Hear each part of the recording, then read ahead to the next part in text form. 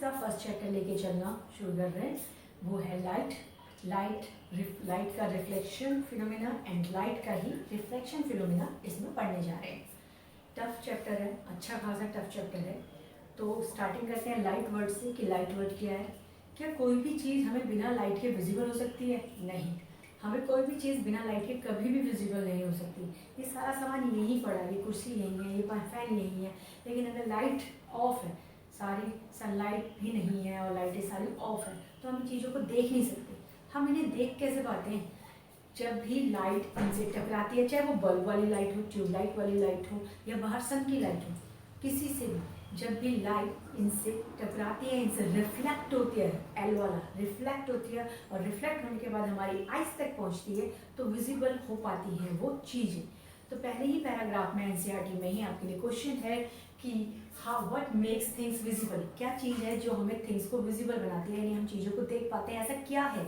तो वो आंसर आएगा, एक ऑब्जेक्ट जब रिफ्लेक्ट करता है लाइट को, दैट फॉल ऑन इट। एक ऑब्जेक्ट जब लाइट को रिफ्लेक्ट करता है, मतलब अपने आप से टकरा के वापस भेजता है, दिस रिफ्लेक्टेड लाइट, और ये रिफ्लेक्टेड लाइट रिसीव करती है हमारी आईज, और हम चीज़ों को क्या कर पाते हैं? देख पाते हैं। तो ये क्वेश्चन है, पहले ही पैराग्राफ में बनता है कि किसी भी चीज़ को हम देख क्यों पाते हैं। तो उसका आंसर यही है कि जब लाइट रिफ्लेक्ट, कोई भी ऑब्जेक्ट रिफ्लेक्ट करता है लाइट को जो उसके ऊपर पड़ती है, और वो रिफ्लेक्टेड लाइट हमारी आइज तक पहुंचती है, तो हम पॉसिबल होता है हमसे देख सकते हैं। लाइट का है कि जब हम ट्रांसपेरेंट मीडियम से होता है, जैसे ग्लास लगा हुआ है कहीं पे, तो ग्लास लगा होता है, जैसे तुम्हारे मॉल में लगे होते हैं ग्लासेस लगे होते हैं, तो हम आर पार देख पाते हैं कि उस साइड कौन जा रहा है, इस साइड कौन है, तो ग्लासेस के आर पार हम देख पाते हैं, यानी ट्रांसपेरेंट मीडियम में हम देख पाते हैं, जबकि ट्रांसलूसेंट मीडियम में हम नहीं देख पाते। तो सेकेंड क्वेश्चन है इसी पैराग्राफ में, how can we see through a transparent medium but not through a translucent medium. तो ट्रांसलूसेंट मीडियम के थ्रू हम नहीं देख पाते, लेकिन ट्रांसपेरेंट मीडियम के थ्रू हम देख पाते हैं। इसका क्या रीज़न है? तो इसका सिंपल सा रीज़न है, लाइट उसको क्रॉस कर जाती है, लाइट उससे आर पार हो जाती है, जिससे भी लाइट आर पार हो जाएगी वो हमें विजिबल होगा। तो light transmitted, as light transmitted through transparent medium, as light transmitted through transparent medium, transmit मतलब ट्रांसमिट हो गई, वहां से आर पार हो गई, ट्रांसमिटेड हो जाती है थ्रू द ट्रांसपेरेंट मीडियम। अब तुम्हें लग रहा होगा कि लाइट का मतलब नेचर बहुत ही ड्यूल नेचर है, लाइट की स्टडी अभी पूरी नहीं हुई। अगर लाइट की स्टडी पूरी हो गई ना जिस दिन, उस दिन टाइम मशीन बन जाएगी, पीछे जाना आगे जाना सब पूरा हो जाएगा। क्वांटम थ्योरी वर्ड सुना है तुमने, फिल्म में तो सुना ही होगा, अभी जो लेटेस्ट आई थी तुम्हारी लास्ट एंड गेम आई थी, उसमें वो क्या करके गए थे, क्वांटम थ्योरी के थ्रू ही पास्ट में चले गए थे। तो यानी वो एक टाइम मशीन ही बना दी उन्होंने क्वांटम थ्योरी के बेस पे। तो क्योंकि लाइट का नेचर अभी कम्प्लीटली डिस्क्राइब नहीं हुआ, लाइट को पहले कहा गया था कि लाइट एक वेव नेचर है, मतलब वेव की तरह, जैसे साउंड एक वेव की तरह मूव करता है, वैसे लाइट भी एक वेव की तरह मूव करती है। लेकिन कई जगह पर कई एक्टिविटीज़ में प्रूव किया गया कि यहाँ तो ये लाइट वेव नहीं शो कर रही, यहाँ तो ये पार्टिकल्स, स्ट्रीम्स ऑफ पार्टिकल्स लग रहे हैं, ऐसा लग रहा है स्ट्रीम्स ऑफ पार्टिकल्स हैं, ये तो वेव नहीं है। तो क्वांटम थ्योरी कहती है ना तो पूरी तरह से लाइट वेव में है, और ना ही लाइट क्या है, लाइट तो ना ही पार्टिकल्स में है लाइट, ना ही अभी वेव्स में है। तो क्वांटम थ्योरी इसे मानती है कि ये दोनों में से किसी में भी नहीं है। और एक थ्योरी ये भी कंक्लूड करती है कि ये दोनों ही नेचर लेते हैं, मतलब वेव्स ही मूव कर रहे हैं, लेकिन वेव्स जो बन रही है वो पार्टिकल से ही बन रही है। तो ये भी एक थ्योरी है। तो लाइट की थ्योरी तुम्हारे कोर्स में नहीं है, लाइट के जितने भी कॉन्सेप्ट होते हैं थ्योरी के, वो सब ऑप्टिकल फिजिक्स आती है। तो ये ऑप्टिकल फिजिक्स है, जिसका सिर्फ सोचो तो ABC जेड तक की इंफॉर्मेशन में तुम्हें सिर्फ ए सिखाया जा रहा है इस 10th में। फिर उसके बाद तुम 12th में थोड़ा सा और ऑप्टिकल फिजिक्स पढ़ते हो, और फिर ऑप्टिकल फिजिक्स अपने आप में एक सब्जेक्ट बन जाता है बाद में आगे जाके। तो ऑप्टिकल फिजिक्स है लाइट फिनोमेना के अंदर, और लाइट अभी खुद साइंटिस्ट क्लियर नहीं है कि लाइट का क्या नेचर है। तो हम जो पढ़ने जा रहे हैं वो स्ट्रेट लाइन में मूव करती है लाइट, ये और लाइट ट्रांसमिटेड होती है, लाइट का वेव नेचर है, ये हम 10th तक हमने यही पढ़ना है। अभी हम पार्टिकल नेचर के ऊपर नहीं जा रहे, मगर हमें इस नेचर से भी मतलब नहीं है, बस हमारे येलो बॉक्स में ये सब कुछ इन्फॉर्मेशन दे रखी है, इसलिए बच्चों को पता होना चाहिए कि लाइट के नेचर के बारे में अभी भी साइंटिस्ट कंफ्यूज्ड है, क्लियर नहीं हुआ है। जिस दिन क्लियर होगा बहुत सारी थ्योरीज क्लियर हो जाएंगी। अब स्टार्ट करते हैं। पहला कॉन्सेप्ट इसका रिफ्लेक्शन ऑफ लाइट। तो रिफ्लेक्शन ऑफ लाइट हम समझ सकते हैं मोस्टली सिर्फ मिरर के एग्जाम्पल के साथ। तो सबसे पहले प्लेन मिरर लेते हैं जो आपके घरों में होता है, जिसमें आप अपना फेस देखते हैं। प्लेन मिरर पता है कैसे बनता है? जैसे एक ग्लास है, उसके पीछे सिल्वर की कोटिंग की जाती है, चांदी की। जो भी अच्छा वाला मिरर होगा उस पर प्योर चांदी की कोटिंग होती है, क्योंकि चांदी जो सिल्वर है वो सबसे बेस्ट रिफ्लेक्टर होता है। वो बिल्कुल भी लाइट को ट्रांसमिट नहीं होने देता, लाइट को आगे नहीं जाने देता। तो सबसे जो पहली कोटिंग होती है ग्लास के ऊपर पीछे से, वो सिल्वर की होती है। बट सिल्वर बहुत इजीली स्क्रैच किया जा सकता है, और स्क्रैच हो जाएगा तो मिरर खराब हो जाएगा। डेट वाई उसके ऊपर फिर दोबारा एक पेंट कर दिया जाता है, रेड या ब्लू कोई सी कलर का एक पेंट कर दिया जाता है, जिससे कि सिल्वर स्क्रैच ना हो पाए और हमारा जो मिरर है वो एक अच्छा सा काम करे, हमें अपनी अच्छी सी लुक वो करे। तो लाइट जो भी जाती है वो एक अच्छा, सबसे अच्छा गुड रिफ्लेक्टर बन गया है अब, क्योंकि हमने पीछे सिल्वर अप्लाई किया हुआ है। तो जब भी प्लेन मिरर को इस तरह से शो करते हैं, ये 8th में भी था, प्लेन मिरर को बिल्कुल स्ट्रेट शो करते हैं। जो ये पीछे दिखाया जाता है ये पॉलिशिंग को ही शो किया जाता है, जो इस तरह दिखाया गया है। तो अगर कोई भी इंसिडेंट रे अगर कोई इंसिडेंट जो आती है वो इंसिडेंट और रिफ्लेक्ट होकर जाती है, उसे रिफ्लेक्टेड रे कहते हैं। तो कोई भी इंसिडेंट रे जब मिरर से टकराती है, कोई भी इंसिडेंट रे जब मिरर से टकराती है तो वो इक्वल एंगल बना के वापस मूव कर जाती है, और ये कहलाता है आपका नॉर्मल। तो नॉर्मल के बेस पे हम देखते हैं ये वाला एंगल ऑफ इंसिडेंट है और ये वाला एंगल ऑफ रिफ्लेक्शन है, जो कि इक्वल है। तो सिंपल सा एक रिफ्लेक्शन का मतलब तो वही होता है, जैसे तुमने बॉल फेंकी और बॉल रिफ्लेक्ट होके वापस आ गई, रिबाउंड होना। तो दूसरा यानी बाउंड होके, रिबाउंड होके वापस आ गई। तो वैसे ही रिफ्लेक्शन होता है कि लाइट गई और रिबाउंड होके क्या आ गई, वापस आ गई। अगर लाइट परपेंडिकुलर जाएगी तो परपेंडिकुलरली वापस आएगी, और जिस एंगल में जाएगी उसी एंगल में वापस आएगी। बॉल भी ऐसा ही करती है, जिस एंगल में तुम थ्रो करते हो उसी एंगल से वो वापस भी आती है। तो रिबाउंड होना, रिफ्लेक्शन होना कहलाता है। ये तो एक रफ लैंग्वेज में हो गया। अब साइंस की लैंग्वेज में रिफ्लेक्शन ऑफ लाइट की डिफाइन क्या होगी? तो रिफ्लेक्शन ऑफ लाइट है the process of sending back the light. तो एक ऐसा प्रोसेस जिसमें लाइट को सेंड बैक किया जाता है, वापस भेजा जाता है, which falls on the surface of an object. जो light surface of an object पे पड़ी है, on the surface of object is called reflection of light. तो लाइट का वापस आना, लाइट का क्या आना, वापस आना, मेन वर्ड यही है। तो the process of sending back the light, वापस भेजना लाइट को, रे विच falls on the surface of an object, जो सरफेस ऑफ एन ऑब्जेक्ट के ऊपर पड़ी, इसको कहते हैं रिफ्लेक्शन ऑफ लाइट। लॉ भी रिफ्लेक्शन ऑफ लाइट के तुमने 8th क्लास में पढ़े थे, तो एक बार रिकॉल कर लेते हैं। तो पहला लॉ है the incident ray, the reflected ray and the normal. ये लाइन इंसिडेंट रे, ये रिफ्लेक्टेड रे, ये नॉर्मल, तीनों एक ही प्लेन पे लाई करते हैं, तीनों एक ही प्लेन पे होते हैं। देखो तीनों एक ही प्लेन पे, ये गया, लेकिन है कहाँ, तीनों एक ही प्लेन पे। तो पहला लॉ ये है। सेकंड लॉ है angle of incidence always equal होते हैं एंगल ऑफ रिफ्लेक्शन के। दूसरा है angle of incidence always equal होते हैं एंगल ऑफ रिफ्लेक्शन के। तो अगर इसमें कोई छोटा मोटा क्वेश्चन बनता है तो पहले तो ये रिफ्लेक्शन ऑफ लाइट है, उसके दो लॉ हैं। मिरर में कैसे, प्लेन मिरर में कैसे रिफ्लेक्शन दिखाया जा सकता है, ये क्वेश्चन हो गया। ये क्वेश्चन तुम्हें खुद बनाने हैं, खुद आंसर लिखने हैं। तो एक क्वेश्चन ये हो गया। एक क्वेश्चन ये हो सकता है कि प्लेन मिरर में क्यों लगाया जाता है, या क्यों किसी भी मिरर में, वैसे तो राउंड मिरर में भी क्यों अप्लाई किया जाता है, सिल्वर क्यों अप्लाई किया जाता है। तो आप कहोगे सिल्वर क्योंकि बेस्ट रिफ्लेक्टर है। क्यों है? क्योंकि वो बेस्ट रिफ्लेक्टर है, वो लाइट को ट्रांसमिट नहीं होने देता। It doesn't allow to light to transmit. अगर लाइट को ट्रांसमिट नहीं होने देता तो जितनी भी लाइट आती है वो टकरा के वापस चली जाती है, और वो एक क्लीन व्यूअर बन जाता है। हमें बहुत ही इजीली उसमें अपना फेस या कोई भी चीज़ विजिबल हो सकती है। वैसे तो 10th की स्टडी में प्लेन मिरर का कोई ज़्यादा कॉन्सेप्ट नहीं है। मीन्स जो पोर्शन है वो स्फेरिकल मिरर, लेंस, इनके ऊपर ही कंसिडरेट किया जाएगा। लेकिन थोड़ी सी बात और प्लेन मिरर के बारे में जान लेते हैं स्फेरिकल मिरर शुरू करने से पहले। प्लेन मिरर अभी बताया था कैसे कंसिस्ट होता है। ग्लास के पीछे एक सिल्वर की कोटिंग कर दी जाती है, फिर पेंट कर दिया जाता है, और वो एक अच्छा सा रिफ्लेक्टर बन जाता है, और जिससे हम अपना फेस देख पाते हैं। प्लेन मिरर में हम जितने साइज के होते हैं हम उतने ही साइज के दिखते हैं, छोटे या बड़े नहीं दिखते, जैसा कि स्फेरिकल मिरर में हम दिखते हैं। देखे होंगे कई जगह पे तुमने साइंस म्यूजियम वगैरह में, साइंस में कि बहुत अजीब अजीब मिरर होते हैं। किसी में हम मोटे दिखते हैं, किसी में हम छोटे दिखते हैं, और कुछ नहीं तो एक अपने घर में वो ले लो, स्पून ले लो, तो एक स्पून में तुम्हारा फेस इधर की साइड देखोगे तो छोटा, और इधर की साइड देखोगे तो बड़ा दिखता है। तो यानी कि स्फेरिकल मिरर जो होते हैं उसमें जो है सेम नहीं आता। सेम डिस्टेंस पे नहीं विजिबल होता और ना सेम साइज विजिबल होता, जबकि जो तुम्हारे घर में प्लेन मिरर है तुम जैसे हो उतना ही साइज तुम्हारा विजिबल होता है। सेकेंडली उसमें लैटरल इन्वर्जन वाला कॉन्सेप्ट भी आता है। ये वर्ड लैटरल इन्वर्जन इंपॉर्टेंट है। लैटरल इन्वर्जन का मतलब होता है जब तुम लिखते हो, जैसे कुछ लिखा है और उसको तुम सामने मिरर के सामने रखोगे तुम्हें उल्टा दिखता है वो, क्योंकि उसमें जो लेफ्ट है वो राइट अपेयर होता है और जो राइट है वो लेफ्ट अपेयर होता है। इसे कहते हैं लैटरल इन्वर्जन। तो what is the lateral inversion अगर आपसे पूछा जाता है तो lateral inversion is a phenomena in which the left appear as a right in the mirror and the right appear as a left in the mirror।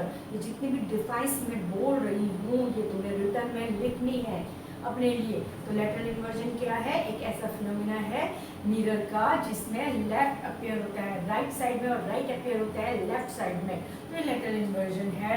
ऐसे ही एक दो question आते हैं कि एम्बुलेंस को हमने उल्टे में क्यों लिखा होता है, क्योंकि हम जब अपनी गाड़ी में बैठे होते हैं और हमारे बैक मिरर में हम देखते हैं तो वहाँ पर एम्बुलेंस लिखा हुआ सीधा आ जाएगा, तो एम्बुलेंस खुद अपनी एम्बुलेंस में, अब तो वो भी नहीं होता, पहले होता था कि एम्बुलेंस उल्टा लिखा जाता था ताकि जो लोग अपनी गाड़ी में बैठे हैं और वो अपने मिरर से देखें तो उन्हें वो सीधा दिख जाए।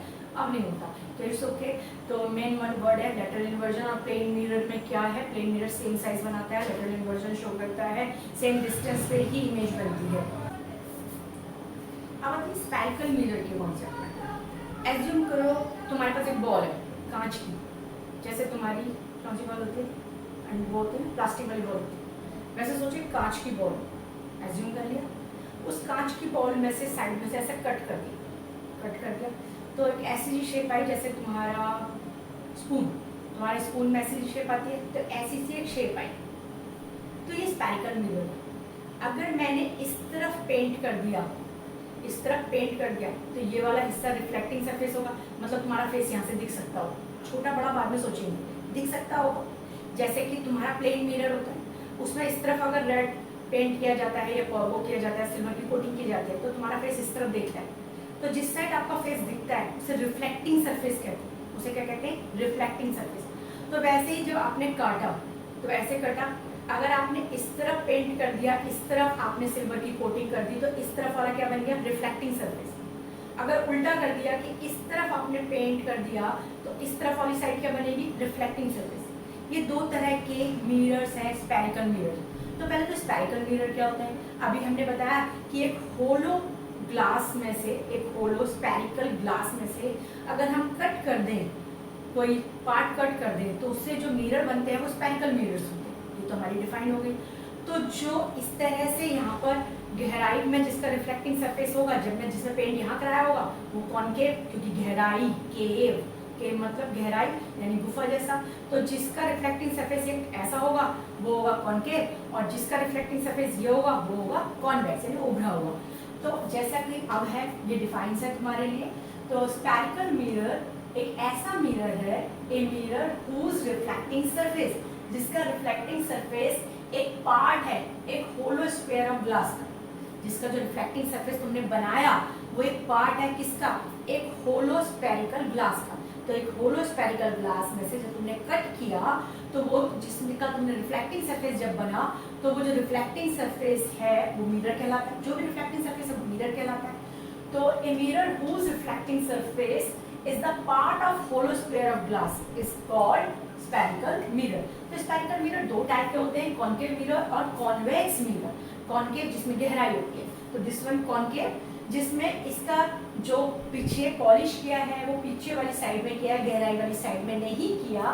तो ये वाली साइड जो है इसकी कौन सी साइड है? रिफ्लेक्टिंग साइड, यानी रिफ्लेक्टिंग सरफेस। यहाँ तुम अपना फेस देख सकते हो, ये कौन सा फेस है? रिफ्लेक्टिंग फेस है, जबकि बैक वाले में सिल्वर कोटिंग और पेंट हो रखा है। तो इसकी define, a mirror in which the reflection of light, एक मिरर जिसमें reflection of light take place यानी होता है।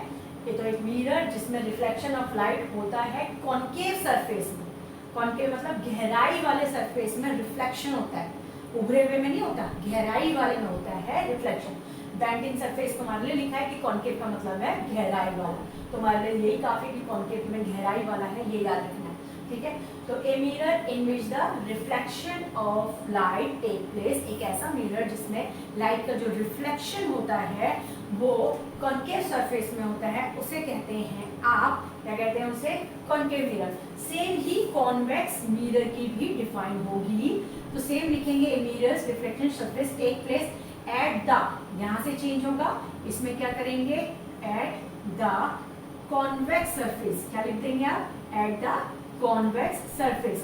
और कॉन्वेक्स सरफेस को रफ में क्या लिखते हैं, ब्लगिंग सरफेस, यानी उभरा हुआ सरफेस, ठीक है। ब्लगिंग सरफेस या बेंट इन लिखा है तो बेंट आउट भी कर सकते हो, बेंट आउट सरफेस, कौन सा सरफेस कहा जाएगा उसे, bent out surface. Main 10th का जो कॉन्सेप्ट है वो स्पेरिकल ही है, तो स्पेरिकल मिरर्स ही ज्यादा जानना है, प्लेन मिरर तो ज्यादा से ज्यादा 3 लाइन 4 लाइंस में है, जिसमें lateral inversion one of them है और कुछ ज्यादा खास है नहीं, तो हमें इसमें से ही ज्यादा का ज्यादा याद रखना पड़ेगा। तो इनकी डिफाइन है, इसकी डायग्राम भी बना देते हैं कॉन्वेक्स की।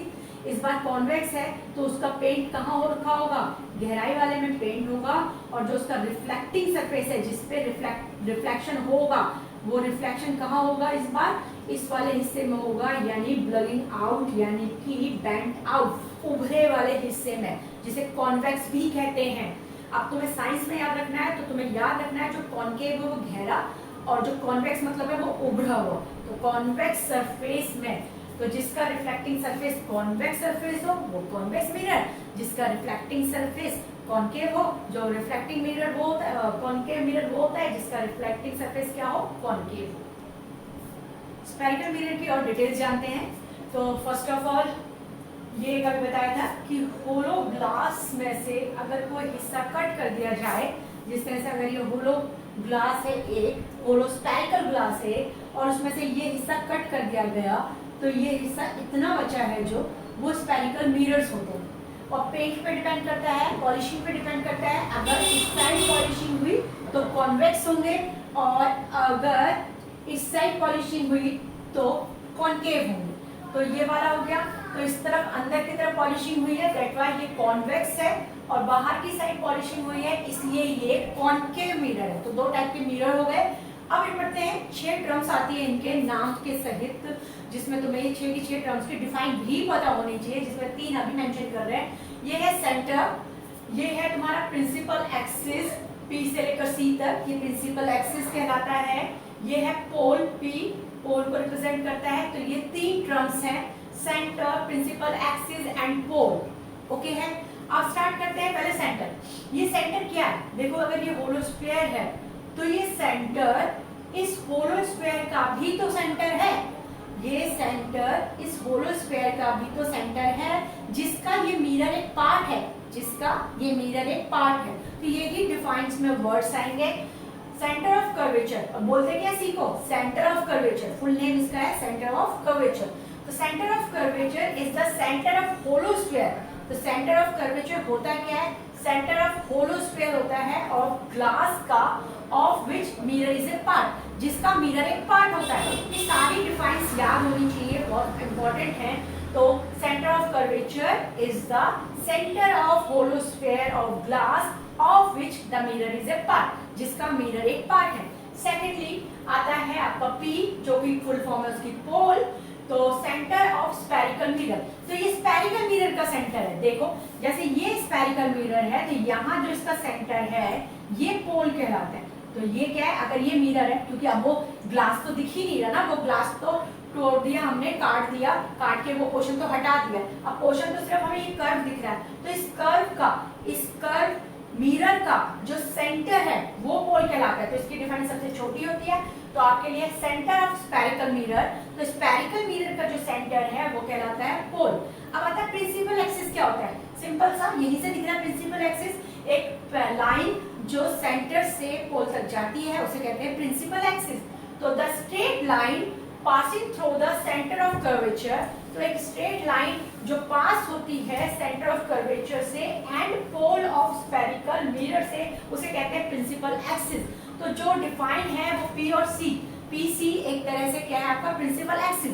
तो P है क्या, C है क्या, तो एक स्ट्रेट लाइन जो यहाँ से यहाँ तक जाती है वो कहलाती है प्रिंसिपल एक्सिस। तो straight line passing through the centre of curvature, जो पास होती है सेंटर ऑफ कर्वेचर से and pole of spherical mirror से, is called principal axis. 3 defines ये हो गई। अभी 3 डिफाइंस और होती है इससे रिलेटेड, एक होगी फोकस, एक होगी फोकल लेंथ और एक होगी रेडियस। अब एक और टर्म लेते हैं, रेडियस एंड सेकंड है एपरेचर। तो रेडियस फर्स्ट, जिस होलो स्फीयर को हमने लिया, स्फेरिकल को हमने लिया, किसी तो रेडियस से वो बना होगा। जैसे तुमने स्फीयर के एरिया निकाला था, वॉल्यूम निकाला था पिछली क्लासेस में, एरिया निकाला था तो उसमें आर यूज होता था, तो कोई तो रेडियस होगा उस ग्लास का। तो उस ग्लास का, उस होलो ग्लास का जिसमें से हमने उस मिरर को कट किया है, तो उस होलो स्फीयर का जो भी रेडियस होगा वही रेडियस इसका भी कहलाता है। ठीक है, तो रेडियस ऑफ कर्वेचर क्या है, radius of curvature of a spherical mirror is, यहाँ तक तो ये नाम है उसी का, रेडियस का। रेडियस का इतना बड़ा नाम होता है। Radius of curvature of a spherical mirror is the radius of hollow sphere. इसके बाद से किसका रेडियस है, वो होलो स्फीयर का, ऑफ ग्लास के, of which the mirror is a part, जिसका मिरर है एक पार्ट। तो 3 वर्ड्स में, 3 लाइनों में कैसे याद करना, पहले याद करना radius of curvature of a spherical mirror, तो वो सिंपल रेडियस ऑफ मिरर कहते हैं, मगर उसको रियल वर्ड में क्या कहा जाता है, रियल वर्ड में उसका पूरा नाम क्या है, radius of curvature of spherical mirror. यहाँ तक तो उसका नाम है, radius of curvature of spherical mirror, radius of curvature of spherical mirror, यहाँ तक नाम हो गया। फिर इज है क्या, रेडियस ऑफ होलो स्फीयर, वो क्या है, खुद रेडियस है होलो स्फीयर का, of which the mirror is a part, जिसका मिरर खुद एक पार्ट है, जिसका मिरर खुद एक पार्ट। ये हो गया। अब ऑपरेशन क्या होता है, वो कर्व जहां से लाइट रिफ्लेक्ट होती है, यहाँ से लाइट रिफ्लेक्ट होती है, यहाँ से लाइट रिफ्लेक्ट होती है, यहाँ से लेके यहाँ तक लाइट रिफ्लेक्ट होती है, वो कर्व जहां से लाइट रिफ्लेक्ट होती है, यानी कि वो रिफ्लेक्टिंग सरफेस अपर्चर कहलाता है। वो रिफ्लेक्टिंग सरफेस क्या कहलाता है, aperture. The portion of a mirror, तो मिरर का वो portion from which the reflection of light take place, actually take place, जहां से एक्चुअली रिफ्लेक्शन टेक प्लेस होता है, उसे कहते हैं अपर्चर। तो the portion of a mirror from which the reflection of light take place is called aperture। तो इसे कहा जाता है aperture। यहाँ तक हो गया। फोकस क्या होता है, अब फोकस पता है, ये अभी जो हमने डिफाइन बताई है 5 हो गई लगभग, ठीक है। 5 डिफाइंस में से ये दोनों मिरर के लिए सेम चलेंगी। 5 डिफाइन में ये दोनों मिरर के लिए क्या चलेंगी, सेम चलेंगी। किसके लिए, कॉनकेव के लिए भी, कॉन्वेक्स के लिए भी। अगर कोई पूछता है कॉन्वेक्स का रेडियस, तो define the radius of convex, तो भी सेम डिफाइन है। डिफाइन द कॉनकेव, तो ये 5 तो कॉमन है, ठीक है। एक और आएगी फोकल लेंथ, वो भी कॉमन आएगी। फोकल लेंथ सुनो क्या होती है, तो यहाँ पर एफ होता है, फोकस होता है किसके बीच में, पी और सी के बीच में, पी और सी के बीच में, बिल्कुल बीचों बीच। अगर ये 10 सेंटीमीटर है तो ये 5 सेंटीमीटर में फोकस होगा। तो the distance of focus from the pole is called focal length. ये भी दोनों सेम चलती है। The distance between focus and pole, the distance between focus and pole is known as focal length। तो ये भी क्या चलती है, सेम, बट फोकस की डिफाइन डिफरेंट आती है दोनों। ये लास्ट टर्म है फोकस, और ये दोनों में डिफरेंट होती है। वो 5 की 5 जितनी थी वो सेम थी दोनों में, मगर ये वाली कंप्लीटली डिफरेंट होती है। करें फोकस वाली जो डिफरेंट होती है वो एक्सेप्शनल होती है, और वही सबसे इंपॉर्टेंट होती है। तो ये सबसे इंपॉर्टेंट है। तो प्रिंसिपल फोकस की डिफाइन, तो हमने इसमें और डिफरेंटली डायग्राम बनाया पहले। देखो इसका रिफ्लेक्टिंग सरफेस ये है, यानी कि रेज यहाँ से आएंगी और टकरा के ऐसे वापस हो जाएंगी, इन्हें कहते हैं डाइवर्ज हो रही है। ये क्या हो रही है, ये डाइवर्ज, फैल रही है, ऐसे आ रही है और ऐसे जा रही है दूर, और क्या कर रही है, डाइवर्ज हो रही है। लेकिन अगर डॉटेड मिलाया जाए तो ऐसा लगता है कि वो फोकस पे जाके मिल रही है, तो अपीयर हो रहा है कि फोकस पे जाके मिल रही है। जबकि इस केस में देखो, ये लाइट रेज है, इसका रिफ्लेक्टिंग सरफेस अंदर वाला है, ये लाइट रेज है, ये लाइट रेज से जा रही है, ये गई और ये रिफ्लेक्ट हो रही है, कन्वर्ज हो रही है, मतलब ऐसे जाके अंदर मिल रही है, कन्वर्ज हो रही है, डाइवर्ज नहीं हो रही है। तो इसका मतलब कॉनकेव का दूसरा नाम है कन्वर्जिंग मिरर। तो एक और तुम्हें वर्ड याद रखना है कि ये कन्वर्जिंग मिरर है, जबकि इसको कॉन्वेक्स वाले को डाइवर्जिंग मिरर भी कहते हैं।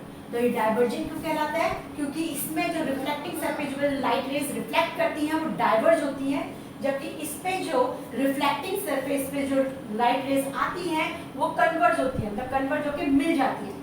ये रियल में मिलती हैं, ये अपीयर होती है कि मिल रही हैं, क्योंकि जो इसका फोकस है वो इसके रिफ्लेक्टिंग सरफेस पे नहीं है, उस साइड है, back side of reflecting surface है। भाई वो तो होना नेचुरल है, क्योंकि वो पार्ट है किसी ग्लास का, तो उसका सेंटर तो उस ग्लास के अंदर वाली साइड पे ही होगा। हमने पेंट इस साइड कर दिया तो रिफ्लेक्टिंग सरफेस इस बार बन गया इधर, लेकिन फोकस जो हो गया वो वर्चुअल साइड आ गया। तो इस साइड को वर्चुअल साइड कहा जाता है, क्योंकि जहां रिफ्लेक्टिंग सरफेस, जिस साइड में रिफ्लेक्टिंग सरफेस होता है वो रियल साइड कहलाती है, जिस साइड में रिफ्लेक्टिंग सरफेस नहीं होता, पॉलिशिंग सरफेस होता है, उसे कहते हैं वर्चुअल साइड। तो यानी कि इसका फोकस वर्चुअल साइड पे है। इसका फोकस कौन सी साइड पे है? वर्चुअल साइड पे, इसलिए वर्चुअल फोकस कंसीडर किया जाएगा। जबकि कन्वर्जिंग वाले का फोकस रियल साइड पे है, क्योंकि वो रिफ्लेक्टिंग सरफेस की साइड पर ही है, तो उसे क्या कहा जाएगा? फोकस इसका रियल है। अब डिफाइन में क्यों फर्क है?